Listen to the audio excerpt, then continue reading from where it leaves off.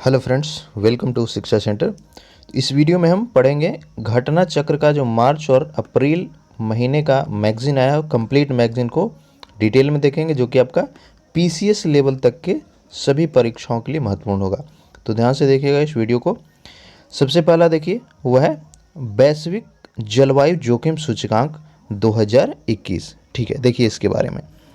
तो वैश्विक जलवायु जोखिम सूचकांक यानी GCRI global climate risk index विश्व के विभिन्न देश और भूभाग में जलवायु संबंधित घटना, जैसे कि आपका क्या क्या हो गया, तूफान, बाढ़, ये सभी को आकलन करता है।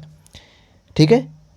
GCRI में धीमी गति से होने वाली मौसम गतिविधि, जैसे आपका हो गया समुद्री जल स्तर का बढ़ना, ग्लेशियर का पिघलना, ये सबको शामिल नहीं किया जाता है, यानी जो सडन चेंज है सिर्फ उसको शामिल किया जाता है।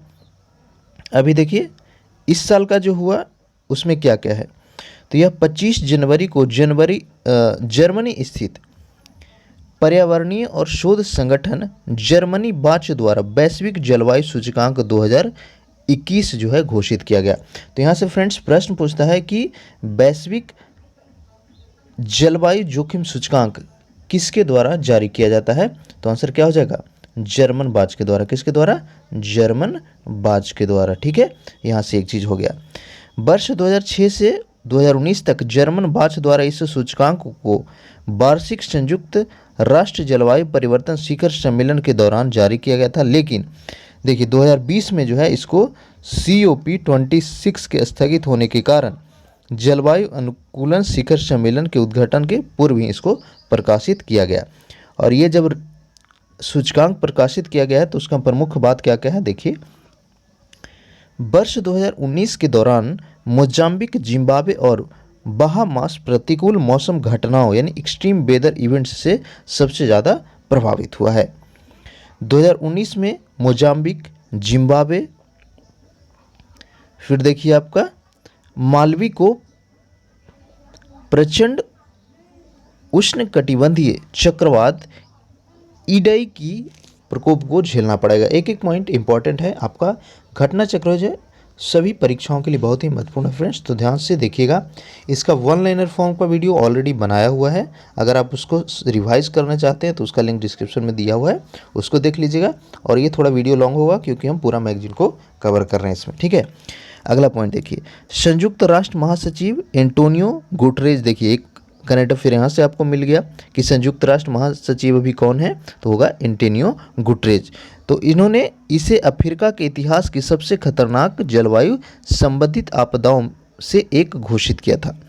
वर्ष 2000 से 2019 तक काल अवधि में प्लूटो म्यांमार और हैवी प्रतिकूल मौसम घटनाओं से सबसे ज़्यादा प्रभावित हुआ।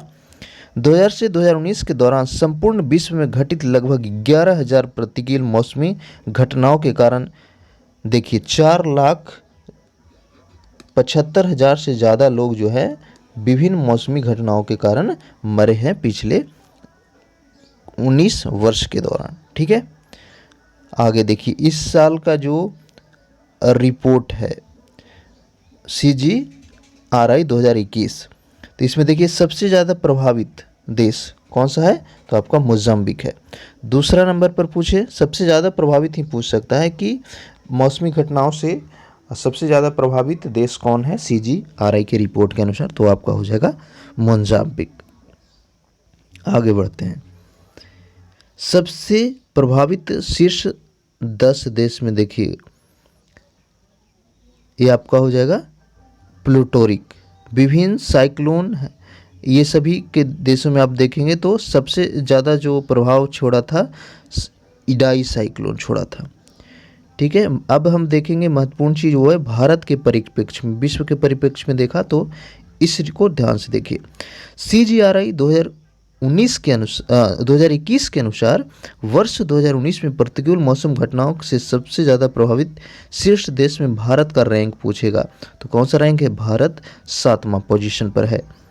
भारत में जून से सितंबर 2019 की काल अवधि से सामान्य से 110% जो है अधिक वर्षा हुई है, जो कि वर्ष 1994 के बाद सबसे अधिक रिकॉर्ड रहा। भारी वर्षा और बाढ़ की वजह से देश के 14 राज्यों में 1800 से अधिक लोग जो है कालवलित हुए, जबकि 1.8 मिलियन लोग विस्थापित हुए हैं। पूरे मानसून सत्र के दौरान कुल मिलाकर 11.8 मिलियन लोग प्रभावित हुए, जबकि अनुमानित $10 बिलियन की आर्थिक क्षति हुई। वर्ष 2019 में भारत में आए 8 उष्णकटिबंधीय चक्रवातों में 6 चक्रवात अधिक विनाशकारी यानी वेरी सीवियर रहे। देखिए, लाइन बाय लाइन जाने का मतलब यही है कि आप अच्छे से पढ़ें, सभी चीज़ों को करें। जैसे कि हमने पीछे देखा कि संयुक्त राष्ट्र का महासचिव का नाम हमने याद कर लिया, तो इसीलिए हमें मैगजीन को अच्छा से पढ़ना है। फिर एमसीक्यू के थ्रू जो है आप क्या करेंगे, प्रैक्टिस करेंगे, वन लाइनर जो है रिवाइज करने के लिए। तो करंट अफेयर बहुत ही महत्वपूर्ण होगा, ध्यान से देखते चलिएगा फ्रेंड्स। अब देखिए, इसका निष्कर्ष क्या है कि वैश्विक जलवायु जोखिम सूचकांक 2021 के परिणाम को स्पष्ट है कि सामान्यतः कम विकसित देश औद्योगिक देशों की तुलना में जलवायु संबंधित मौसम घटना अधिक प्रभावित रहे। देखिए, तो ये सभी के सभी जो है आपका क्या है, विभिन्न साइक्लोन आए। भारत को प्रभावित करने वाला साइक्लोन फैनी तूफान जो कि मई 2019 में आया। फिर भारत में आया था निसर्ग 2020 में, अम्फान भी आया भारत में, ठीक है, क्यार आया भारत में, बुलबुल आया भारत में और निवार भी आया। हाल ही में एक और आपका आया है तूफान जो कि महाराष्ट्र, गुजरात, गोवा को काफ़ी गंभीर तरह से हिट किया है, तो उसका नाम आप हमें नीचे कमेंट में बताइएगा, ठीक है। बट जो हाल फिलहाल में आया है तूफान, उसका नाम कमेंट बताइए। और आपसे रिक्वेस्ट है, अगर चैनल पर नए हैं तो प्लीज़ सब्सक्राइब ज़रूर कीजिएगा, ठीक है, और वीडियो को लाइक कीजिएगा। अगला हम देखेंगे भारत नवाचार सूचकांक 2020 के बारे में। तो देखिए, नवाचार क्या होता है, यानी इनोवेशन। तो इनोवेशन का सामान्य तात्पर्य पहले से चली आ रही व्यवस्था, स्थापित जो भी चीज़ है उससे हट करके कुछ नया करना, परिवर्तन करना, जो कि परिवर्तित जो पहले का चीज़ है उसके अपेक्षा सस्ता होना चाहिए, सरल होना चाहिए, सहज और समस्या समाधानकारी होगा, उसी को हम इनोवेशन कहेंगे। दूसरे शब्द में क्या है, इनोवेशन मतलब प्रभाव, तो उसमें सुधार होना चाहिए, सेवा सृजन, विकास वगैरह होना चाहिए। अब देखिए, जोसेफ शुम्पीटर नवाचार से के विचारों का अध्ययन करने वाले पहले शिक्षाविद में से एक थे। तो ये भी आपका एक जीएस का क्वेश्चन बन गया। नवाचार को सबसे पहले अध्ययन करने वाले कौन थे, तो वो थे जोसेफ शुम्पीटर। देखिए, किसी सरकार तथा किसी व्यावसायिक कंपनी के लिए नवाचार विभिन्न उद्देश्यों की पूर्ति का माध्यम होता है। जहां एक कंपनी का बाजार, इसको छोड़ते हैं, अब हम देखेंगे भारत में नवाचार के बारे में। देखिए, तो भारत में नवाचार का एक है प्लान मेक इन इंडिया और आत्मनिर्भर भारत, ठीक है, ये दोनों के दोनों नवाचार के तहत आपका आते हैं। भारत द्वारा $5 ट्रिलियन की अर्थव्यवस्था के लक्ष्य को प्राप्त करने में नवाचार की भूमिका अहम होगी, क्योंकि नए नए टेक्नोलॉजी इनोवेशन चाहिए आपको डिफरेंट टेक्नोलॉजी डेवलप करने के लिए। इस संदर्भ में नीति आयोग द्वारा अटल इनोवेशन मिशन विशेष रूप से उल्लेखनीय है। तो अगर पूछ दे कि $5 ट्रिलियन का लक्ष्य प्राप्त करने में कौन सा नीति आयोग का जो पहल है वह उल्लेखनीय है, ऑप्शन देगा अलग अलग, तो आपको अटल इनोवेशन मिशन रहेगा, तो वो आपका आंसर हो जाएगा। जो स्कूल से लेकर के उद्योगों के स्तर तक नवाचार की संस्कृति को प्रोत्साहित करने का सफल प्रयास है। इस दिशा में अगला कदम बढ़ाते हुए नीति आयोग ने अक्टूबर 2019 में भारत नवाचार सूचकांक के प्रथम संस्करण, देखिए भारत नवाचार सूचकांक का प्रथम संस्करण कब लॉन्च हुआ था, तो आपका कब हुआ था, अक्टूबर, ठीक है, अक्टूबर 2019 में। देखिए, इसको आप स्क्रीनशॉट ले लेंगे, भारत नवाचार सूचकांक 2020 का, ठीक है। द्वितीय संस्करण जारी किया गया 20 जनवरी 2021 को। भारत का स्कोर कितना है, 23.4 इसमें। रिपोर्ट का ज्ञान भागीदार कौन है पूछेगा, तो इंस्टीट्यूट फॉर कॉम्पिटिटिवनेस जो कि गुरुग्राम का है, उसके साथ मिलकर के नीति आयोग ने इसको जारी किया। बड़े राज्य, उत्तर पूर्वी पहाड़ी राज्य और केंद्र शासित प्रदेश, इन सभी को शामिल किया गया है इसमें। देखिए, ग्राफ में हमने देखा, अब यहाँ पे देखिए 20 जनवरी 2021 को नीति आयोग ने इसका दूसरा संस्करण जारी किया। इस रिपोर्ट को तैयार करने में इंस्टीट्यूट फॉर कॉम्पिटिटिवनेस जो कि गुरुग्राम का है, वो पार्टनर था, नॉलेज पार्टनर के रूप में। इसका उद्देश्य क्या है कि इस सूचकांक के माध्यम से नवाचार को प्रोत्साहन देने में राज्यों की परिवेश की अनुकूलता एवं उनके नवाचारी कार्यों के परिणामों दोनों का परिरक्षण करना। यह सूचकांक केवल नवाचार संबंधी वातावरण को प्रोत्साहन देने हेतु रणनीति तैयार करने राज्यों की मदद करेगा। अब हम देखेंगे एग्जाम के लिए जो आपका हमारा इम्पोर्टेंट है, इसको देखिए। इस सूचकांक को निम्न दो मुख्य शीर्षक के अंतर्गत सूचीबद्ध किया गया। पहला शीर्षक क्या है? इनेबलर्स, ठीक है। इस सूचकांक में नवाचार हेतु किए गए निवेश को इनेबलर्स का माध्यम माना गया। और दूसरा क्या है? पिलर्स। इसमें आपका आएगा, पूछ दे कि नवाचार सूचकांक के पिलर्स कौन कौन है, तो कौन कौन हो जाएगा आपका, यहाँ पे देखिए।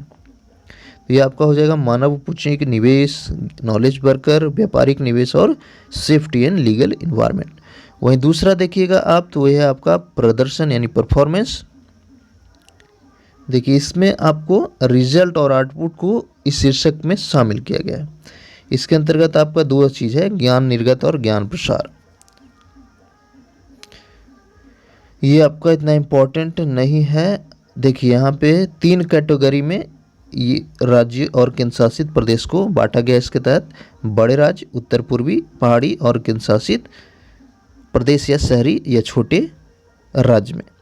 देखिए भारत नवाचार सूचकांक यहाँ पे देखेंगे 2020 में शीर्ष बड़े राज्य में पूछेगा, इम्पोर्टेंट है। तो नंबर 1 पे बड़े राज्यों में कर्नाटका है, फिर महाराष्ट्र, तमिलनाडु, तेलंगाना और केरल है। इसका स्कोर आप देख लीजिए, इसका स्क्रीनशॉट एक बार ले लीजिएगा, लेकिन स्कोर नहीं पूछेगा, जनरली राज्य का नाम ही पूछेगा। शेष उत्तर पूर्वी राज्य या पहाड़ी राज्य में देखेंगे तो नंबर 1 पे आपका हिमाचल प्रदेश, फिर उत्तराखंड, मणिपुर, सिक्किम, मिजोरम है। वहीं छोटे राज्य में तो दिल्ली नंबर 1 पे है, चंडीगढ़ है, फिर दमन एवं दीव, पुडुचेरी और फिर गोवा जो है लास्ट में है। ठीक है, चलिए आगे हम देखेंगे। अगर पूछ दें इनेबलर्स तो उस कैटेगरी में केरल बड़े राज्य में नंबर 1 पे, उत्तर पूर्वी में सिक्किम और केंद्र शासित में चंडीगढ़ है। प्रदर्शन घटक के संदर्भ में देखेंगे 5 राज्य, तो आपका नंबर 1 पे कर्नाटक जो कि ऐसे भी था, उत्तराखंड पूर्वी राज्य में हो गया और दिल्ली केंद्र शासित या छोटे राज्यों में। ठीक है, इसका स्क्रीनशॉट आप ले सकते हैं। देखिए अब वैश्विक नवाचार सूचकांक में देखेंगे तो कुल देश जो है शामिल हुए 2020 में। हम 2020 को देखेंगे, ना कि पहले का देखेंगे, पूछेगा 2020 का है। तो 2020 में जो है टोटल 131 देश जो है शामिल हुए थे और इसमें इंडिया का रैंक अगर आप देखेंगे तो वह कितना है, 48 है। इसको याद रखेंगे, वैश्विक नवाचार सूचकांक में इंडिया का रैंक 48। अगला हम देखेंगे प्रधानमंत्री कौशल विकास योजना 3.0। देखिए प्रधानमंत्री कौशल विकास योजना कौशल विकास एवं उद्यमिता मंत्रालय की एक प्रमुख योजना है। पूछे थे कौन सा मिनिस्ट्री का ये योजना है, तो आपका हो जाएगा उद्यमिता मंत्रालय का। इस योजना का कार्यान्वयन राष्ट्रीय कौशल विकास निगम यानी NSDC के द्वारा किया जाता है। इस कौशल प्रमाणीकरण योजना का प्रमुख उद्देश्य बड़ी संख्या में भारतीय युवाओं को उद्योगों हेतु प्रासंगिक कौशल प्रशिक्षण देना है। इसकी शुरुआत देखिए, ये इम्पॉर्टेंट है आपका काफ़ी ज़्यादा, इसको ध्यान से देखेंगे। वर्ल्ड यूथ स्किल डे यानी 15 जुलाई के दिन 2015 में प्रधानमंत्री कौशल विकास योजना का शुभारंभ किया गया था। ठीक है, तो यहाँ से और पूछ सकता है कि वर्ल्ड यूथ स्किल डे कब मनाया जाता है, तो होगा 15 जुलाई को। उसके बाद देखिए PMKY1 के तहत जो है 19.85 लाख अभ्यर्थियों को ट्रेनिंग दिया गया और सफल कार्यान्वयन के बाद जो है 2016 में दूसरा चरण का शुरुआत किया गया था और इस बार तीसरा यानी 3.0 का शुरुआत किया गया है। देखिए इसकी शुरुआत जो है पढ़ेंगे हम, तो वह 15 जनवरी 2021 को भारत सरकार के कौशल विकास और उद्यमिता मंत्रालय यानी MSDE प्रधानमंत्री कौशल विकास योजना 3.0 का आरंभ किया गया। इस योजना में 300 से अधिक पाठ्यक्रम को देश भर के 680 केंद्रों पर शुरू किया गया। इसमें देखिए क्या क्या है मुख्य बातें।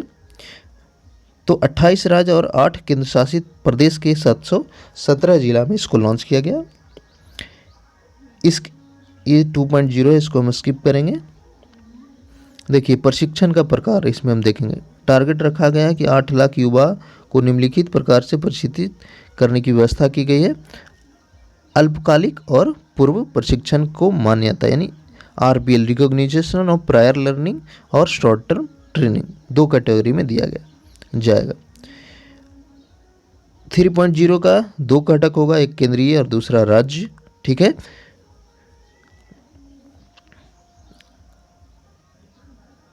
चलिए आगे हम देखेंगे जो जो एग्जाम के पॉइंट ऑफ व्यू से इम्पोर्टेंट है उसको हम देखेंगे। ठीक है, अगला देखिए कोची मैंगलोर प्राकृतिक गैस पाइपलाइन, ये भी महत्वपूर्ण है। देखिए तो वर्ष 1987 में भारत की प्रथम अंतर्राज्यीय प्राकृतिक गैस पाइपलाइन को गेल इंडिया लिमिटेड द्वारा राष्ट्र को समर्पित किया गया था। यह 1750 किलोमीटर लंबी थी, जो कहाँ कहाँ से गुजर रहा है देखिए। हजीरा, विजयपुर, जगदीशपुर पाइपलाइन यानी गुजरात हो गया, मध्य प्रदेश और उत्तर प्रदेश के बीच से गुजरती है। अगले 27 वर्ष के दौरान भारत में 15,000 किलोमीटर से अधिक पाइपलाइन बिछाई गई। ये तो हो गया पृष्ठभूमि। वर्तमान में देखिए क्या है। 5 जनवरी 2021 को प्रधानमंत्री नरेंद्र मोदी ने कोची मैंगलोर प्राकृतिक गैस पाइपलाइन को वीडियो कॉन्फ्रेंसिंग के माध्यम से राष्ट्र को समर्पित किया। इसकी लंबाई कितनी होगी तो 450 किलोमीटर होगी और निर्माण जो है गेल इंडिया लिमिटेड के द्वारा संपन्न किया जाएगा। कहाँ कहाँ से गुजरेगा तो ये गुजरेगा आपका कोची, कोटनाद, कन्नूर, मैंगलोर आदि शहरों से गुजरेगी। ठीक है, चलिए ये तो आगे हम देखेंगे। नेक्स्ट योजना देखिए तो है लाइट हाउस योजना। ये क्या है देखिए। तो वर्तमान में भारत तीव्र शहरीकरण यानी अर्बनाइजेशन की प्रक्रिया से गुजर रहा है। धीरे धीरे सभी लोग जो है शहर की ओर बसना चाह रहे हैं, शहर की सुविधाओं को प्राप्त करना चाह रहे हैं। इसके वजह से जो है शहरीकरण काफ़ी ज़्यादा हो रहा है। ठीक है, तो 2011 की जनगणना के अनुसार 31% जनसंख्या शहरी क्षेत्र में निवास करती है। देखिए जनसंख्या का क्वेश्चन पूछे तो ये भी यहाँ से आप कर पाएंगे। वर्तमान समय में 31% भारत की जो जनसंख्या है वह शहरी क्षेत्रों में निवास करती है, और जिसको लक्ष्य रखा गया है कि 2030 तक 40% हो जाएगा। इसको अनुमान लगा गया है कि हो जाएगा शहरीकरण। इस विशाल जनसंख्या की आवासीय मांग को पूरा करने के लिए 2015 में भारत सरकार द्वारा प्रधानमंत्री आवास योजना शहरी को लॉन्च किया गया था। अब हम देखेंगे इसका करंट सीन क्या है, वर्तमान परिदृश्य। 1 जनवरी 2021 को प्रधानमंत्री ने वर्चुअल माध्यम से लाइट हाउस प्रोजेक्ट की आधारशिला रखी। इस परियोजना को 6 राज्य के 6 स्थान पर 6 अलग अलग प्रौद्योगिकी का उपयोग करके किया जाएगा। देखिए ये मॉडल आवासीय परियोजना है जिसके तहत किसी क्षेत्र के स्थानीय जलवायु और परिस्थिति को ध्यान में रखते हुए टिकाऊ, मजबूत और भूकंप रोधी मकान बनाए जाएंगे। इस परियोजना को, इसको भी इम्पोर्टेंट रखिएगा। ठीक है, लाइट हाउस परियोजना को किसके तहत शुरू किया गया है? वैश्विक आवासीय प्रौद्योगिकी चुनौती इंडिया यानी global housing technology challenge India के तहत शुरू की गई। देखिए इसके तहत जो है कहाँ कहाँ पर 6 राज्य कौन कौन से हैं तो अगरतला, रांची, इंदौर, लखनऊ, राजकोट और चेन्नई में मकान बनाए जाएंगे। प्रत्येक स्थान पर 1000 मकान का निर्माण किया जाएगा। अब हम अगला देखेंगे पब्लिक अफेयर्स इंडेक्स 2020। तो देखिए पब्लिक अफेयर्स इंडेक्स 2020 ये जो है इसको वर्ष 1994 में स्थापित बेंगलुरु स्थित गैर लाभकारी think tank public affairs centre के द्वारा विकसित किया गया था। यह सूचकांक 2016 से प्रति वर्ष जारी की जाती है। इस सूचकांक के तहत भारत के राज्यों को उनके प्रशासनिक प्रदर्शन के आधार पर रैंक दिया जाता है। वर्तमान देखिए तो 5वां संस्करण इस बार जारी किया गया, ये भी इम्पोर्टेंट है। पब्लिक अफेयर्स इंडेक्स 2020 जो है 5वां संस्करण है। इसके तहत देखेंगे तो 2019-20 के दौरान भारत के राज्यों के प्रशासन की गुणवत्ता का आकलन किया गया है। 3 स्तंभ, कौन कौन से 3 स्तंभ इसमें? 5 विषय, 13 सतत लक्ष्य और 50 संकेतक के आधार पर यह निर्णय लिया गया। 3 स्तंभ में देखिए कौन कौन से है आपका? समता, संविधि और संवहनीयता। 5 विषय कौन कौन सा हो गया? तो होगा आपका अभिव्यक्ति और जवाबदेही, सरकार की प्रभावशीलता, विधि का शासन, विनियमन की गुणवत्ता और भ्रष्टाचार का नियंत्रण। देखिए इसमें अंतिम 5 स्थान देखेंगे, यानी से जो खराब पोजीशन पे है तो वो हो जाएगा आपका बड़े राज्य में यूपी, फिर उड़ीसा, फिर बिहार, फिर झारखंड और फिर हरियाणा, यानी सबसे खराब स्कोर यहाँ पे यूपी का है। फिर देखेंगे छोटे राज्यों में तो गोवा है, केंद्र शासित प्रदेश में देखेंगे तो आपका चंडीगढ़ हो जाएगा।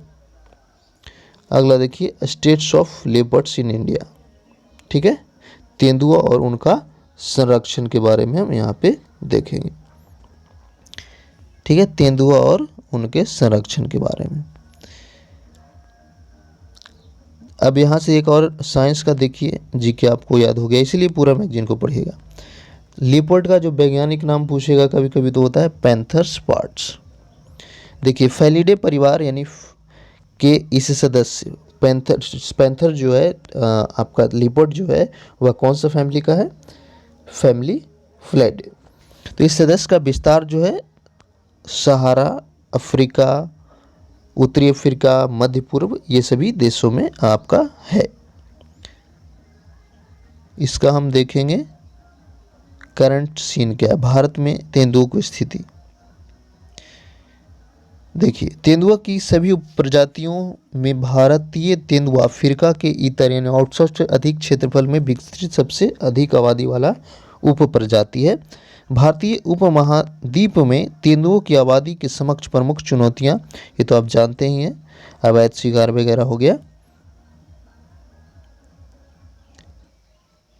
देखिए वर्तमान में जो है 50 बाघ अभयारण्यों के लगभग 72,749 वर्ग किलोमीटर क्षेत्र में जो है देश के भौगोलिक क्षेत्रफल का लगभग 2.21% अखिल भारतीय बाघ गणना 2018 के दौरान की गई।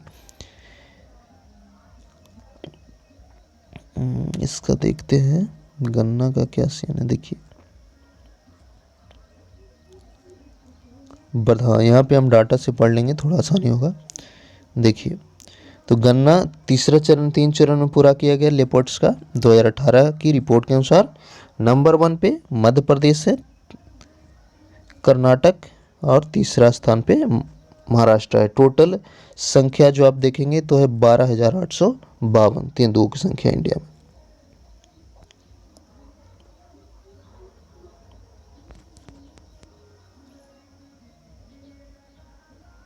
ठीक है देख लिया, चलिए हम आगे देखेंगे। भारत बांग्लादेश आभासी शिखर सम्मेलन।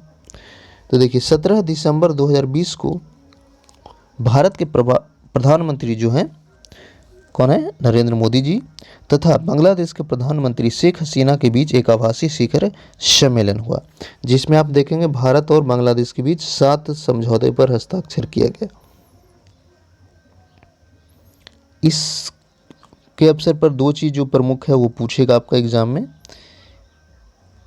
कि इस वर्ष जो है मार्च 2021 में 50वां वर्षगांठ बांग्लादेश ने अपनी आज़ादी का मनाया, ठीक है। और एक और चीज़ यहाँ पे देखिए जन्म शताब्दी अवसर था किसका? मुजीबुर रहमान की जन्म शताब्दी वर्ष के अवसर पर भारत सरकार के द्वारा एक डाक टिकट भी जारी किया गया। 17 मार्च 2020 से 16 दिसंबर 2021 तक की अवधि को मुजीबो वर्षो यानी मुजिब ईयर घोषित किया गया है, ठीक है। यहाँ पे एक और चीज़ देखिएगा, शेख मुजीबुर रहमान के जीवन पर आधारित फिल्म बंगबंधु, जिसके डायरेक्टर होंगे श्याम बेनेगल, का फिल्मांकन जो है 21 जनवरी 2021 को मुंबई में शुरू कर दिया गया है। बांग्ला भाषा की इस फिल्म का निर्माण संयुक्त रूप से भारत और बांग्लादेश के द्वारा किया जाएगा। ये बांग्ला लैंग्वेज में होगा, हालांकि आप सबटाइटल में अलग अलग लैंग्वेज में देख पाएंगे। नेक्स्ट देखिए, हल्दी बाटी चिल्हाटी रेलिंग, की भी इंपॉर्टेंट है। शिखर सम्मेलन के दौरान दोनों प्रधानमंत्री ने हल्दी बाटी, जो कि भारत में है, और बांग्लादेश के चिल्हाटी के बीच पुनर्बहाल किए गए रेलवे संपर्क का संयुक्त रूप से उद्घाटन किया गया।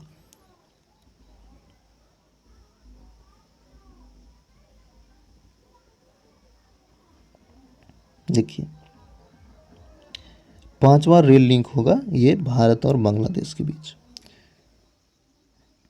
ठीक है, 1947 में विभाजन के बाद 1965 तक भारत और पूर्वी पाकिस्तान के बीच 7 रेल संपर्क मार्ग जो है संचालित हो रहे थे, लेकिन 1965 के युद्ध के दौरान ये मार्ग बंद कर दिए गए। बाद में 4 को खोला गया। कौन कौन, देखिए, तो पेट्रापोल जो कि भारत में है, फिर आपका बेनापोल बांग्लादेश, ये यानी पहले से 4 था और अभी 5वां जो है उसको शुरू किया गया है।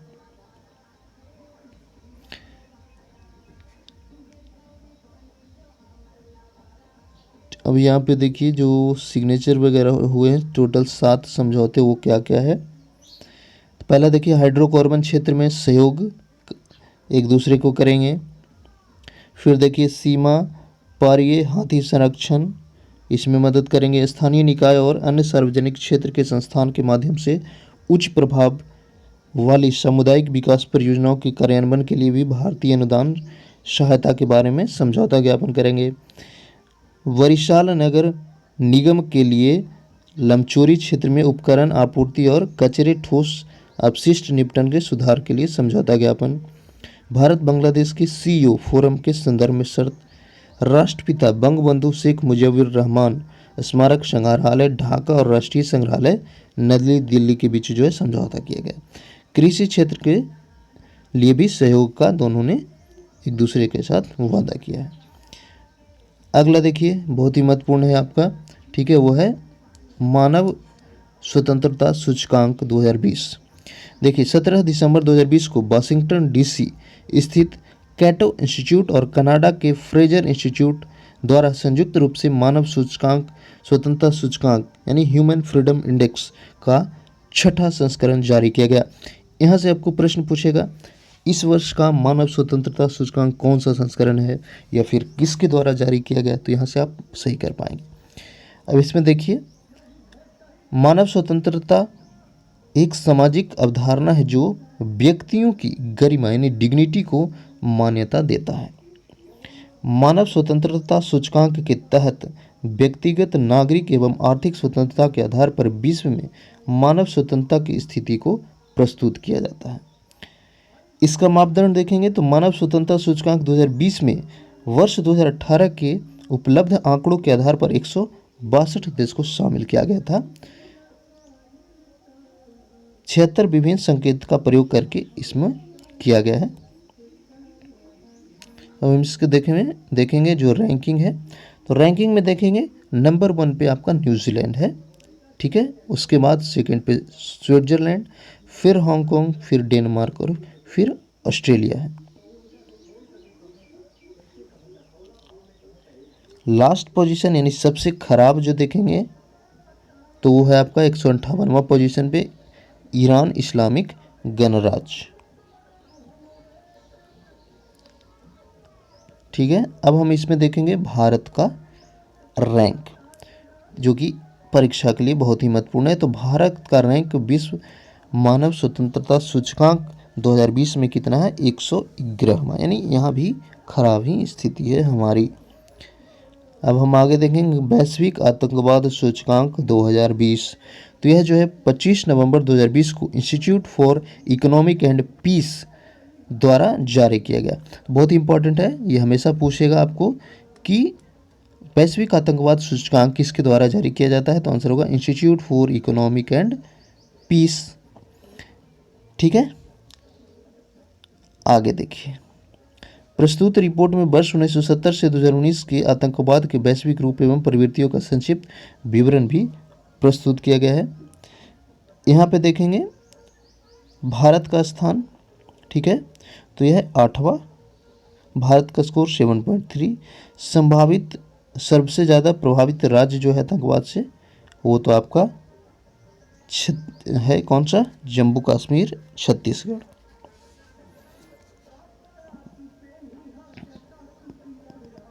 ठीक है,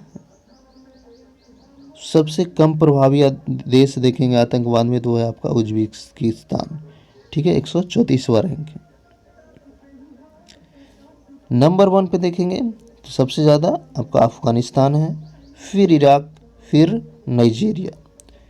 भारत की स्थिति हमने देख लिया, 8वां स्थान पे है और स्कोर इसका 7.353 है। वहीं 2019 में यह 7वां पोजीशन पे था। चलिए आगे हम देखेंगे। अब हम देखिए थोड़ा सा जो जारी करता है institute, the institute for economic and peace, तो यह विश्व का एक अग्रणी थिंक टैंक है जिसका मुख्यालय सिडनी। अगर पूछ दे the institute for economic and peace का मुख्यालय, तो आपका कहाँ पर है, सिडनी, ऑस्ट्रेलिया में है और इसकी स्थापना 2007 में की गई थी। विश्व शांति की स्थापना के मानकों का विकास करना इसका लक्ष्य है। इसके द्वारा जारी रिपोर्ट का उपयोग अनेक अंतर सरकारी संगठन जो है शांति की नीतियां बनाने के लिए करते हैं। अगला देखिए वह है जलवायु परिवर्तन सूचकांक 2021, ठीक है, जलवायु परिवर्तन सूचकांक 2021।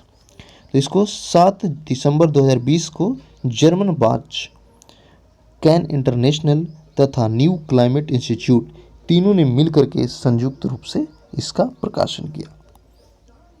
ठीक है, ब्रिक्स देशों में देखेंगे आप तो भारत जो है नंबर 1 पर है। अगर पूछ दे ब्रिक्स देशों में जलवायु परिवर्तन सूचकांक में भारत का रैंक, तो क्या होगा, नंबर 1 हो जाएगा।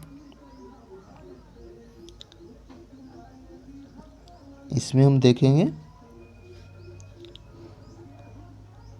ब्रिक्स देश में देखिए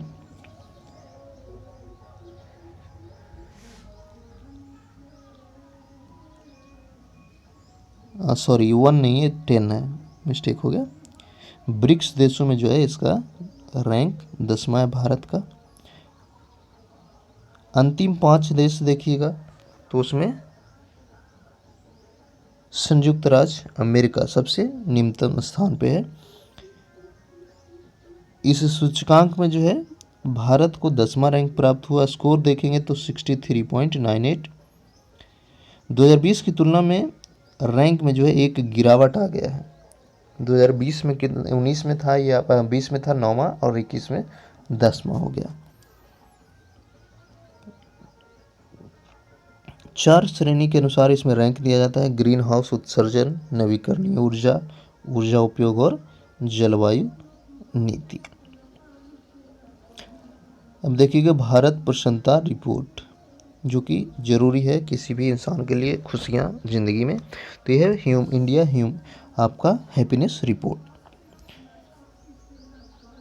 ठीक है, तो अब इसमें देखिएगा रैंकिंग 2020 में देखेंगे तो मिजोरम नंबर 1 पे है। सबसे ज़्यादा खुश भारत में कौन सा राज्य के लोग हैं, मिजोरम के, और सबसे कम जो है वह छत्तीसगढ़ का है।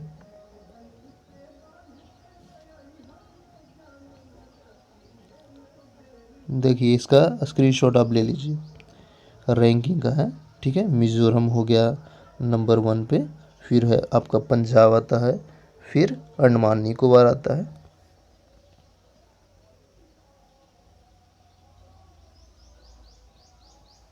चलिए आगे हम देखेंगे।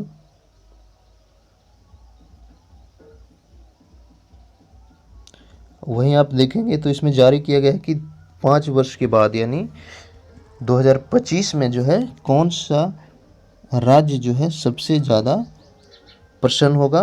तो इसमें दिया गया है कि अनुमान के अनुसार कि मणिपुर जो है वह सबसे ज़्यादा खुश रहेगा। अब देखिए राष्ट्रीय परिदृश्य, ठीक है, इसमें देखिए जालियांवाला बाग का शताब्दी स्मारक पार्क के बारे में पढ़ते हैं। देखिए 25 जनवरी 2021 को पंजाब के मुख्यमंत्री कौन है, कैप्टन अमरिंदर सिंह, तो इनके द्वारा वर्चुअल माध्यम से Jallianwala Bagh sanitary memorial park की आधारशिला रखी गई। इस पार्क की स्थापना पंजाब के अमृतसर जिले में रंजीत एवेन्यू स्थित अमृत आनंद पार्क में की जाएगी।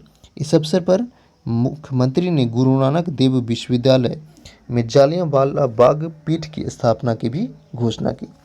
पार्क देखेंगे तो ये आपका 4,490 मीटर से अधिक क्षेत्र में निर्मित होगा।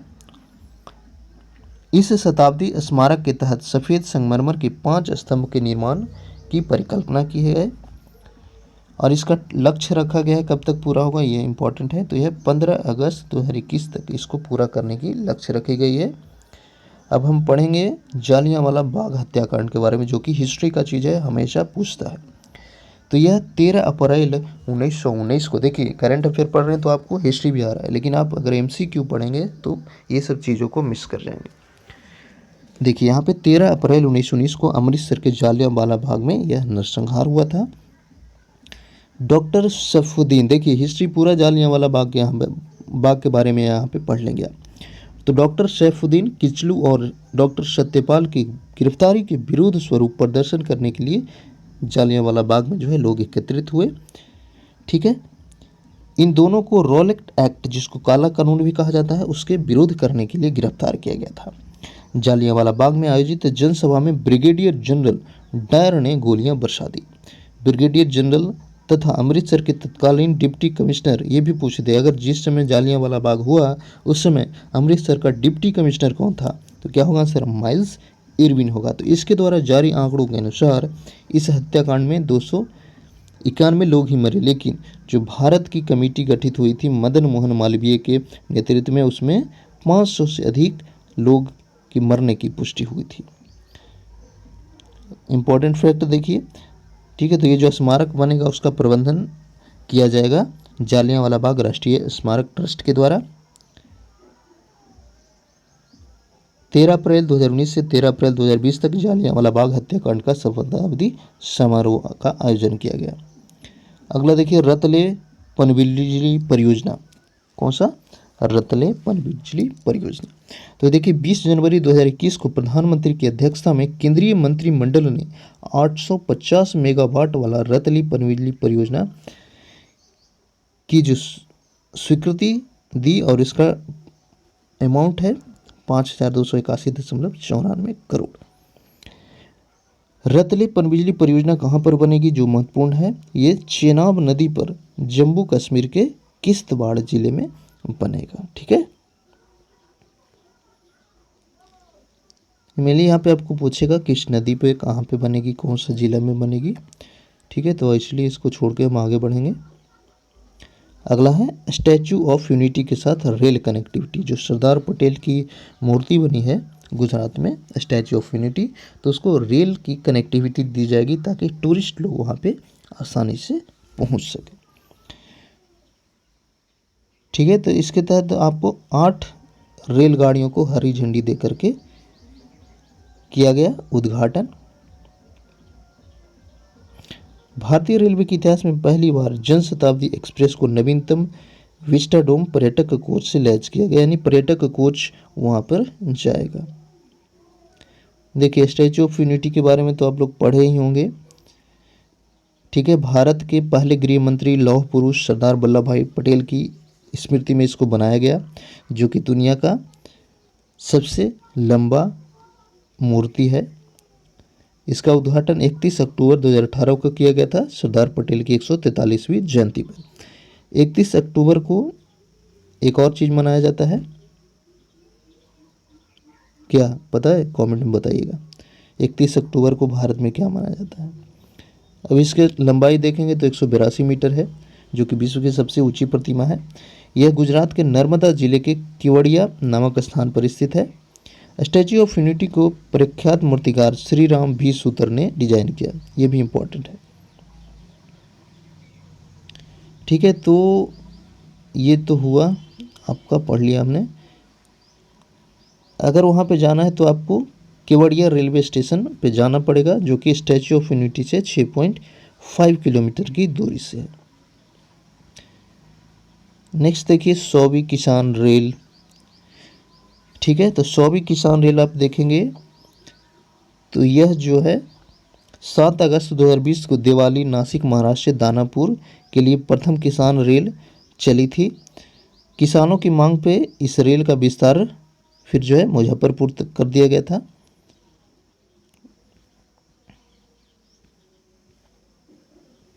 और देखिए ये तो पहला हमने पीछे पढ़ा। अब देखिए 100वीं किसान रेल, तो यह 28 दिसंबर 2020 को प्रधानमंत्री नरेंद्र मोदी ने वीडियो कॉन्फ्रेंसिंग के माध्यम से 100वीं किसान रेल को हरी झंडी दिखा करके रवाना किया।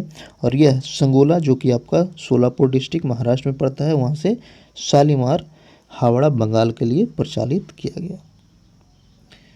नेक्स्ट देखिए आगरा मेट्रो परियोजना, ये यूपी के एग्जाम्स के लिए महत्वपूर्ण होगा। तो इसकी शुरुआत जो है 7 दिसंबर 2020 को प्रधानमंत्री नरेंद्र मोदी ने वीडियो कॉन्फ्रेंस के माध्यम से उद्घाटन किया। परियोजना कितना किलोमीटर बनाया गया है, तो ये 2.94 किलोमीटर का कॉरिडोर होगा। 2 कॉरिडोर का निर्माण होगा। पहला कॉरिडोर में 14 किलोमीटर और दूसरा में अदर होगा। इसमें टोटल 13 मेट्रो स्टेशन होंगे, जिसमें 6 एलिवेटेड होगा और 7 भूमिगत होगा। ठीक है, ये तो नहीं है, आपको यहाँ पे देखना है, ये पूछ सकता है आगरा मेट्रो जो है उसका बजट क्या है, तो ये होगा 8,379.62 करोड़ रुपया। जो जो महत्वपूर्ण है परीक्षा के लिए उसको हम कवर करते चलेंगे। ठीक है, अगला देखिए भारत के श्रेष्ठ 10 पुलिस थाने 2020 का रैंक। ठीक है,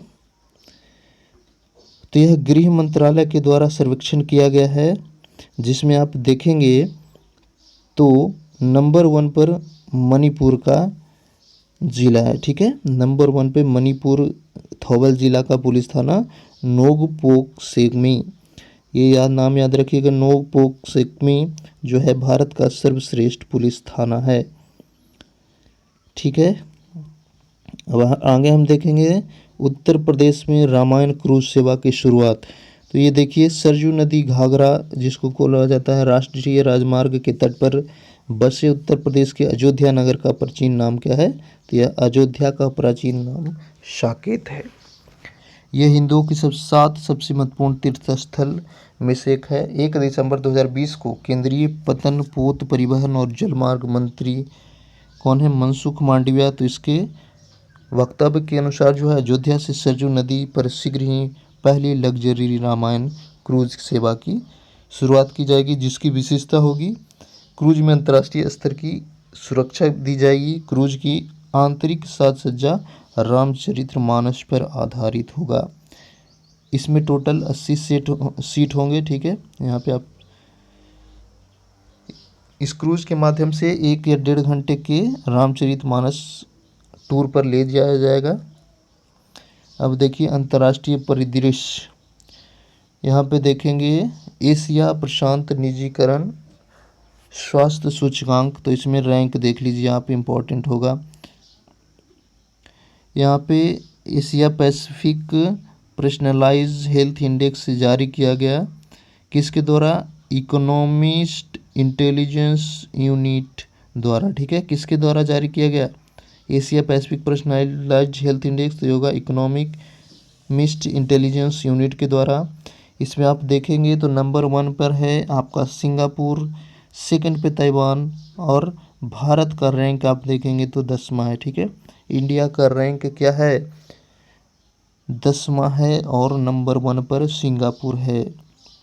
अगला देखिए ग्लोबल फायर पावर सूचकांक 2021, तो यह जो है जारी करता है कौन, ग्लोबल फायर पावर नामक संगठन विश्व की 139 आधुनिक सैन्य शक्तियों के संबंध में आंकड़े प्रकाशित करता है। इसमें देखेंगे विश्व फायर पावर रैंकिंग में अगर आप देखेंगे तो नंबर 1 पर आपका अमेरिका है। ठीक है, नंबर 1 पर अमेरिका है, दूसरा रूस, तीसरा चीन, और भारत का रैंक क्या है, चौथा है। तो इस रैंकिंग में भी हमें डरने की ज़रूरत नहीं है। चीन से बच एक पीछे हैं, ठीक है, फायर पावर में, लेकिन हमारे सैनिकों के हौसले यहाँ से आगे ले जाएंगे। ठीक है, तो रैंक आपको याद कर लेना है। विश्व फायर पावर इंडेक्स भारत की रैंक क्या है, चौथी है दुनिया में। वहीं आपको पड़ोसी देशों में देखेंगे तो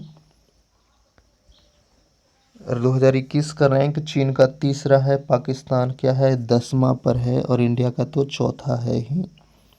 ब्रिक्स देश में देखिए तो ब्राज़ील 9वां, रूस दूसरा और भारत चौथा, चीन तीसरा।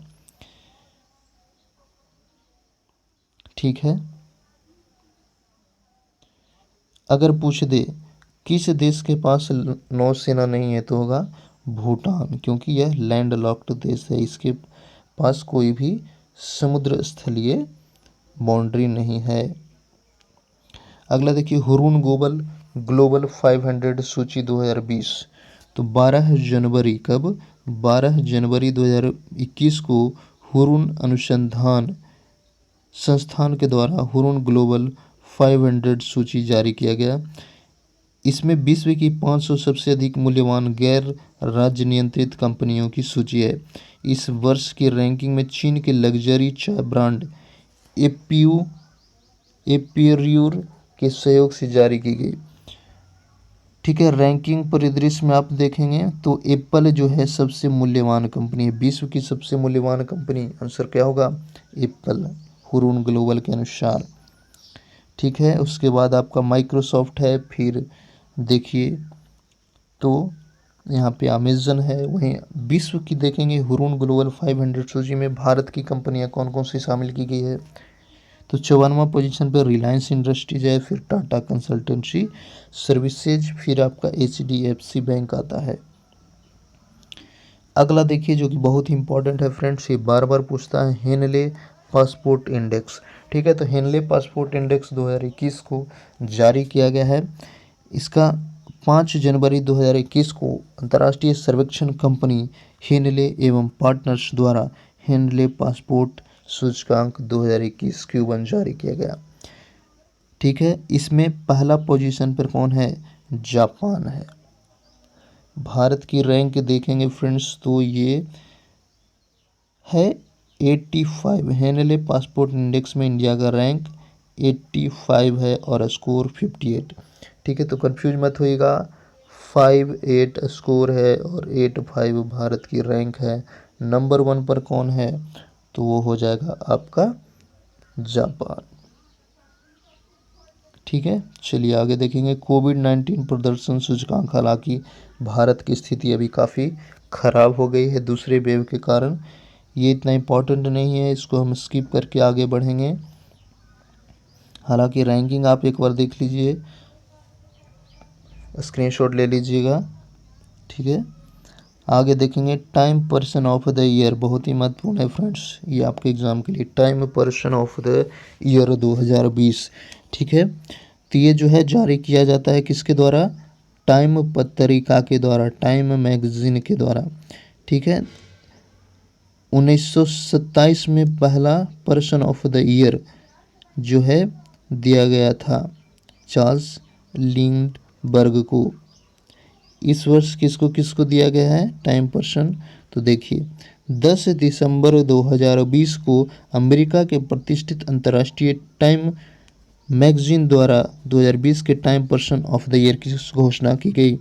इसमें देखेंगे तो वर्ष 2020 में अमेरिका के नवनिर्वाचित 46वें राष्ट्रपति, एक और current affair, Joe Biden America के कौन से राष्ट्रपति हैं, तो ये 46वें राष्ट्रपति हैं, उनको और उपराष्ट्रपति कमला हैरिस को संयुक्त रूप से पर्सन ऑफ द ईयर चुना गया है। ठीक है, फ्रैंकलिन रूजवेल्ट पहले अमेरिकी राष्ट्रपति थे जिन्हें 1932 में टाइम पर्सन द्वारा पर्सन ऑफ द ईयर चुना गया। तो अगर पूछे थे कौन से अमेरिकी राष्ट्रपति को टाइम मैगजीन द्वारा प्रथम बार पर्सन ऑफ द ईयर चुना गया था, तो ये होंगे कौन, फ्रैंकलिन रूजवेल्ट। ठीक है, उसके अलावा देखेंगे कुछ अन्य पुरस्कार टाइम मैगजीन द्वारा, तो गार्जियंस ऑफ द ईयर, तो ये डॉक्टर एंथोनी फौजी एवं फ्रंट हेल्थ वर्कर्स एवं रेशियल जस्टिस ऑर्गेनाइजर्स को दिया गया। Business person of the year Eric Yuan को दिया गया, ठीक है। इंटरटेनर ऑफ द ईयर तो ये BTS. Athlete of the year LeBron James. Kids of the year भारतीय मूल के अमेरिकी वैज्ञानिक और अन्वेषक गीतांजलि राव को दिया गया, ठीक है। तो गीतांजलि राव जो है 15 वर्षीय जूम ऐप पर अपने पर्यवेक्षण, विज्ञान अनुसंधान एवं संवाद स्थापित करने की विशिष्ट क्षमता एवं उसके लोगों को जोड़ने के लिए टाइम द्वारा प्रथम किड ऑफ द ईयर 2020 चुना गया। तो ये भी बहुत ही महत्वपूर्ण है। Time person of the year आप देखेंगे अलग अलग जो चुने गए हैं यहाँ पे 2019 से लेकर ग्रेटा थनबर्ग को 2019 में चुना गया था, उसके पहले द गार्जियंस को चुना गया था। अगला देखिए, रुपे कार्ड के दूसरे चरण का शुभारंभ किया गया है। इतना इम्पोर्टेंट नहीं है, इसका पीडीएफ चाहिए तो हमारा टेलीग्राम चैनल पर दिया हुआ है, वहाँ से जाकर के डाउनलोड कर लीजिएगा, शिक्षा सेंटर टेलीग्राम चैनल पे। अब देखिए आर्थिक परिदृश्य, देखिए प्रारंभ, स्टार्टअप इंडिया अंतर्राष्ट्रीय शिखर सम्मेलन, इसके बारे में पढ़िए क्या है। तो 15 से 16 जनवरी 2021 को वर्चुअल प्रारूप की द्विवर्षीय प्रारंभ स्टार्टअप इंडिया अंतर्राष्ट्रीय शिखर सम्मेलन का आयोजन नई दिल्ली में बिम्स्टेक देशों के प्रतिनिधियों की उपस्थिति में किया गया। यह सम्मेलन स्टार्टअप इंडिया पहल की 5वीं वर्षगांठ के अवसर पर आयोजित किया गया था। देखिए इसमें क्या है, तो इस सम्मेलन में 25 से अधिक देश और 200 से अधिक वैश्विक वक्ताओं ने भागीदारी ली। इसके दौरान देखिए startup India seed fund important है। स्टार्टअप इंडिया सीड फंड की शुरुआत भी इसी के दौरान किया गया, ठीक है। और इसमें देखिए क्या है, देखिए इसका उद्देश्य क्या होगा। तो सम्मेलन के अंतर्गत संपूर्ण विश्व की शीर्ष नीति निर्माता, उद्योग, शिक्षाविद सभी के हितधारकों को एक साथ लाने की अपेक्षा व्यक्त की गई। अन्य देशों के स्टार्टअप परितंत्र के अच्छी प्रथा यानी गुड प्रैक्टिस को जो है भारत में नवाचार के प्रसार का प्रदर्शन करना। स्टार्टअप इंडिया योजना जो है इसमें देखिए उसको में इन्वेस्ट करने की आकर्षित करना है इन्वेस्टर्स को, इसका लक्ष्य। देखिए स्टार्टअप इंडिया की शुरुआत पूछ सकता है, तो ये 16 जनवरी 2021 को किया गया था। अगला देखिए किसान कल्याण मिशन, देखिए तो किसान कल्याण मिशन की शुरुआत जो है उत्तर प्रदेश सरकार के द्वारा किया गया है। यूपी के एसआई, यूपी पीसीएस और लोअर पीसीएस परीक्षाओं के लिए महत्वपूर्ण है फ्रेंड्स, ध्यान से देखिएगा अगर वो एग्ज़ाम आपको देना है इसको। तो देखिए इस कार्यक्रम का संपूर्ण रूप में 6 जनवरी 2021 से प्रभावी हुआ। 6 जनवरी 2021 को लखनऊ के सरोजनी नगर विकास खंड के अंतर्गत दादूपुर ग्राम से मुख्यमंत्री योगी आदित्यनाथ ने किसान कल्याण मिशन की शुरुआत की। तो शुरुआत कहाँ से हुआ, दादूपुर ग्राम से हुआ है, जो कि आपका कहाँ, लखनऊ के सरोजनी नगर प्रखंड विकास के अंतर्गत आता है। किसान कल्याण मिशन केंद्र सरकार के कृषि कल्याण अभियान के तर्ज पर ही शुरू की गई। इस मिशन के तहत विकास खंड पर किसानों के हित में विभिन्न कार्यक्रम आयोजित किए जाएंगे, ठीक है। जैसे आपका एक देखिए बृहद कृषि मेला लगाने का कार्यक्रम भी होगा। किसान कल्याण मिशन के 3 मुख्य भाग होंगे, कौन कौन से देखिए। इसके अंतर्गत सहवर्ती क्षेत्र की बृहद प्रदर्शनी आयोजित की जाएगी। विभिन्न क्षेत्र के जो टेक्नोलॉजी होगा कृषि का उसका भी प्रदर्शनी होगा, और किसानों की योजना की सम्यक जानकारी उपलब्ध कराने के लिए किसान गोष्ठी का आयोजन किया जाएगा, ठीक है। और इतना इम्पोर्टेंट नहीं है आपका जो मेंस देंगे यूपी पीसीएस का, उनके लिए है होगा, वो आप पीडीएफ से पढ़ लेंगे या मैगजीन से। अगला देखिए भारत का पहला सोशल इम्पैक्ट ब्रांड, ठीक है, भारत का पहला सोशल इम्पैक्ट ब्रांड।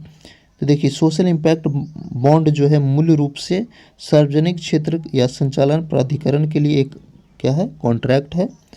इसमें देखिए निश्चित क्षेत्र के बेहतर सामाजिक परिणाम के लिए भुगतान किया जाएगा और प्राप्त बचत का हिस्सा निवेशक को दिया जाएगा।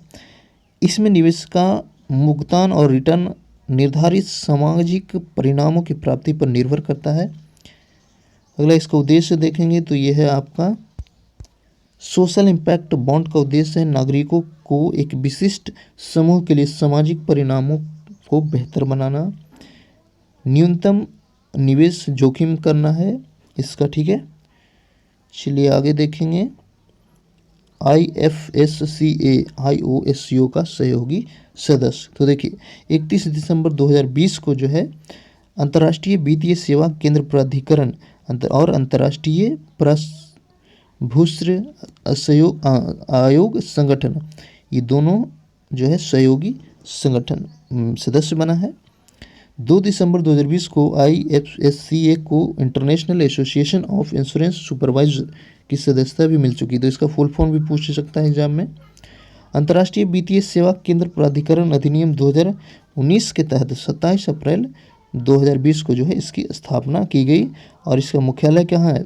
IOSCO का मुख्यालय तो ये होगा गांधीनगर गुजरात में, गिफ्ट सिटी जो वहाँ पे बना है। ठीक है, अब देखिए इतना इम्पोर्टेंट नहीं है। अगला देखते हैं राष्ट्रीय परिवार स्वास्थ्य सर्वेक्षण का 5वां, जो आपका 12 दिसंबर 2020 को विश्व स्वास्थ्य सार्वभौमिक स्वास्थ्य आच्छादन दिवस के अवसर पर की गई। ठीक है,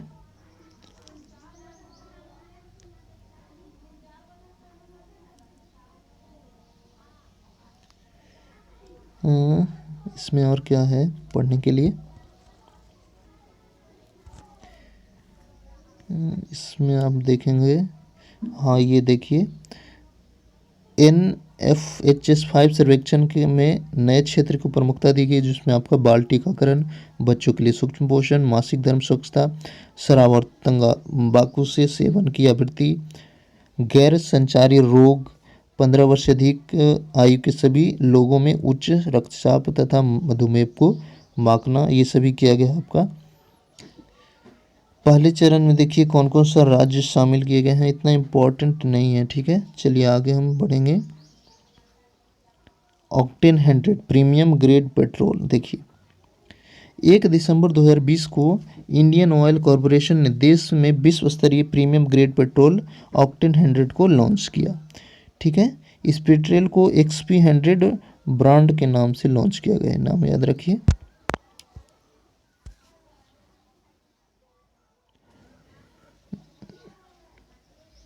ये तो हो गया, चलिए आगे देखेंगे।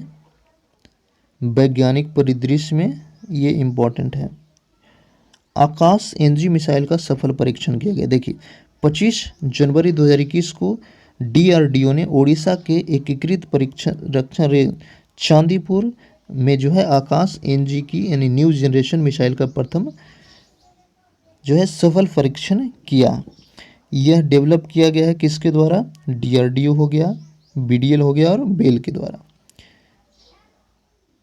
ठीक है, अब इस बारे में देखिए, ये जो है आकाश NG किस तरह का मिसाइल है? तो विकसित सतह से वायु में मार करने वाली नई पीढ़ी की मिसाइल है। ठीक है, यह नई मिसाइल द्विचरणीय है जो अत्याधुनिक लड़ाकू विमानों को भी मार गिराने में सक्षम है।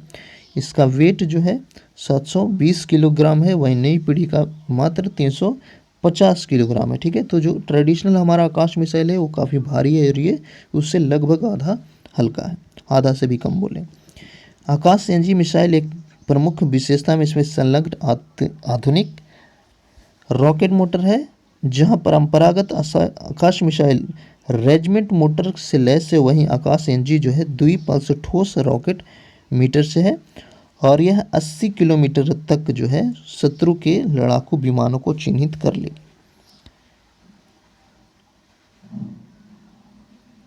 देखिए मात्र 1 मिनट की अवधि में 30 किलोमीटर की दूरी तक लक्ष्य को ध्वस्त कर देगा ये।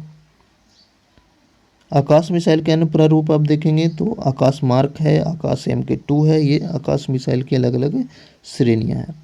अगला देखिए अस्मी। ठीक है, अस्मी जो है एक मेड इन इंडिया स्वदेशी पिस्तौल है। इसमें देखिए तो 13 जनवरी 2021 को अस्मी नामक पिस्तौल को भारतीय थल सेना के इनोवेशन डिस्प्ले इवेंट में प्रदर्शित किया गया था। ठीक है, इसका प्रयोग आप देखेंगे तो हेवी वेपन अटैचमेंट कमांडर ये सब लोग करेंगे। अगला देखिए चौथा वन प्लेनेट समिट। ठीक है, चौथा वन प्लैनेट समिट, तो यह 11 जनवरी 2021 को हाइब्रिड प्रारूप पेरिस में व्यक्तित्व के रूप में वीडियो कॉन्फ्रेंसिंग के माध्यम से जैविक विविधता पर चौथे वन प्लैनेट समिट का आयोजन किया गया। इस शिखर सम्मेलन का आयोजन फ्रांस द्वारा संयुक्त राष्ट्र संघ एवं विश्व बैंक के सहयोग से संपन्न हुआ। इसका विषय पूछे इंपॉर्टेंट है तो वह है let's act together for nature, यानी प्रकृति के लिए मिलकर काम करना है। देखिए अगला 40वां भारतीय अंटार्कटिक वैज्ञानिक अभियान, तो यह 4 जनवरी 2021 को इसकी शुरुआत की गई। यह अभियान दक्षिणी सफ़ेद महाद्वीप के लिए देशों को वैज्ञानिक के 4 दशकों के प्रयास का प्रतीक है। 5 जनवरी 2021 को भारत के अभियान का दिवस 44वें अंटार्कटिक वैज्ञानिक अभियान को गोवा से रवाना किया गया था। ठीक है, अगला देखिए, भारत ने अंटार्कटिक में 3 अस्थायी अनुसंधान, ये पूछता है बार बार, वो कौन कौन सा है, तो दक्षिण गंगोत्री जो कि 1983 में स्थापित हुआ, पहला अनुसंधान है। फिर है यह जो है 1990 में बर्फ के नीचे दब गया था। मैत्री ये आपका 1988-89 में बना, दूसरा, और तीसरा भारती जो कि आपका 2012 से प्रचलित है। वर्तमान में अंटार्कटिक में भारत के 2 अनुसंधान स्टेशन मैत्री और भारती है, क्योंकि दक्षिण गंगोत्री तो बर्फ में दब गया था तो काम करना बंद कर दिया है। ठीक है, आगे देखते हैं मिशन सागर का तीसरा वर्जन। देखिए 19 दिसंबर 2020 को भारतीय नौसैनिक पोत INS किल्टॉन 15 टनीय मानवीय सहायता एवं आपदा राहत सामग्री लेकर कंबोडिया के सिहानो-कविले बंदर पर पहुंचा। इसके पूर्व 25 दिसंबर 2020 को INS किल्टन 15 टन वियतनाम के हो ची मिन्ह नन्हा पर पहुंचा था। भारत सरकार द्वारा संचालित मिशन सागर, देखिए मिशन सागर जो संचालित किया गया है उसका यह तीसरा जहाज था जो कि आपका कहाँ पर गया, सिहान कंबोडिया गया था। ठीक है,